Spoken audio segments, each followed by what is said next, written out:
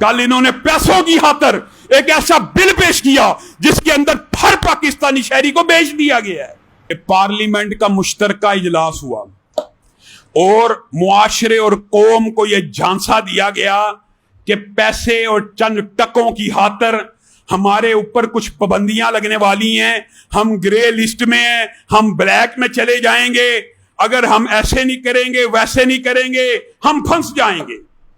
ये प्रोपेगेंडा और कौम की जहन साजी की गई कुछ निहायत रकीक फैसले करने के लिए। पहली बात, दुनिया के अंदर ब्लैक लिस्ट मुल्क दो हैं, ईरान और कोरिया। बताइए पाकिस्तान के अंदर वो कौन सी ऐसी मुसीबत है जो हमारे हुक्मरान सही मानों में अपना मुकदमा सफारती तौर पे इनके सामने नहीं लड़ पा रहे कि हमें क्यों ग्रे लिस्ट में रखा हुआ है। कुताइयां अपनी, कमियां अपनी, और बिल पेश किया पार्लियामेंट के अंदर जिसकी इब्तिदा इस लफ्ज से हो रही है कि हम FATF के कहने के ऊपर यह बिल असेंबली में पेश कर रहे हैं। अफसोस और दुख है, कभी आज तक ऐसा भी बिल पेश हुआ है असेंबलियों के अंदर कि जिसके ऊपर दिबाचे में लिख दिया हो कि हम फलां के कहने पे बिल पेश कर रहे हैं। यानी कानून साजी का इख्तियार पार्लियामेंट का नहीं है, बाहर से आर्डर आया, उसके कहने के ऊपर कानून साजी करने लगे हैं।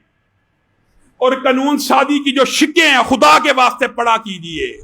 मुआशरे के अंदर खास तौर पे ऐसा झूठ और प्रोपेगेंडा फैलाया जाता है, एक ऐसी तैयार कर ली गई है प्लानिंग कि जो भी कोई बात करे ये जी खान साहब का खिलाफ है, जी ये खान साहब के मुखालिफ। और भाई खुद पढ़ लो, बिल पेश हुआ, एक शिक ये है, दुख हो रहा है, अफसोस है।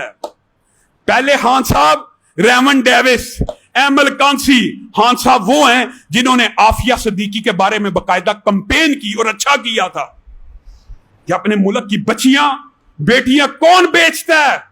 खान साहब इस तहरीक के उस वक्त रहनुमा हुआ करते थे, बड़े मुअस्सर। आज बिल पेश हुआ, इसके अंदर लिखा आफिया सिद्दीकी, रेमन डेविस, एमल कांसी वगैरह की बात नहीं, इस बिल में खुलेआम लिख दिया गया कि कोई भी गैर मुल्की जब भी किसी पाकिस्तानी शहरी को मांगेगा पाकिस्तान देने का पाबंद होगा। मुआज़ल्लाह, ये हमारे आइन के खिलाफ है, ये हमारे दस्तूर के खिलाफ है, ये हमारी आईनी शख्सी पाकिस्तानी आजादी के खिलाफ है। ये पाकिस्तानी पासपोर्ट को इज्जत दी है, ये वो इज्जत है जिसका वादा किया करते थे। खान साहब ने 100 से ज्यादा यू टर्न लिए। पिछले दिनों मैं सुन रहा था, हैरान रह गया, ड्यूअल नेशनैलिटी के ऊपर कहा करते थे किसी दौर में ये जो ड्यूअल नेशनैलिटी वाले हैं ये पाकिस्तान में क्यों है। अभी गुज़िश्ता हफ्ते तकरीर की, ये ड्यूअल नेशनैलिटी वालों के पीछे लोग पता नहीं क्यों पड़ जाते हैं। आज से पहले मानते हैं, ये भी बात खुले दिल से मानते हैं, हमें पता है आप गुलाम हैं, हम गुलाम हैं। उस गुलामी में छुप छुपा के अपने बच्चे और बच्चियों को गैर मुल्कियों के हवाले पुराने हुक्मरान भी करते आए हैं, इससे इनकार मैं नहीं कर रहा, करते आए हैं।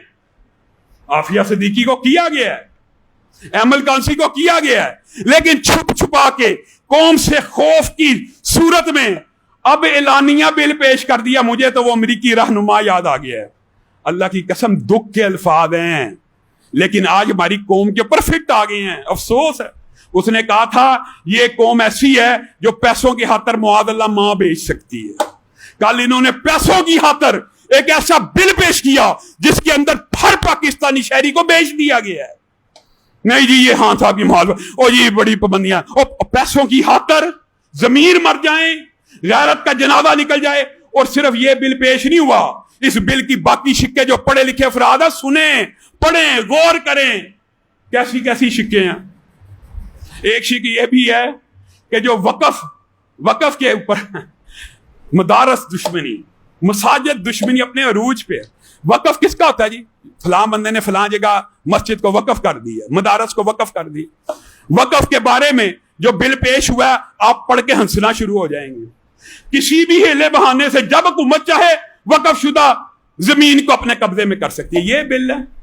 हम इन बिलों को पाकिस्तान के कानून, शख्सी आजादी, आईनी आजादी और फ्रीडम ऑफ स्पीच के जो बुनियादी आईनी हकूक 1973 के आइन में उनसे मुतसादम समझते हैं, इसलिए हम इन बिलों को नहीं मानते। एक बात ये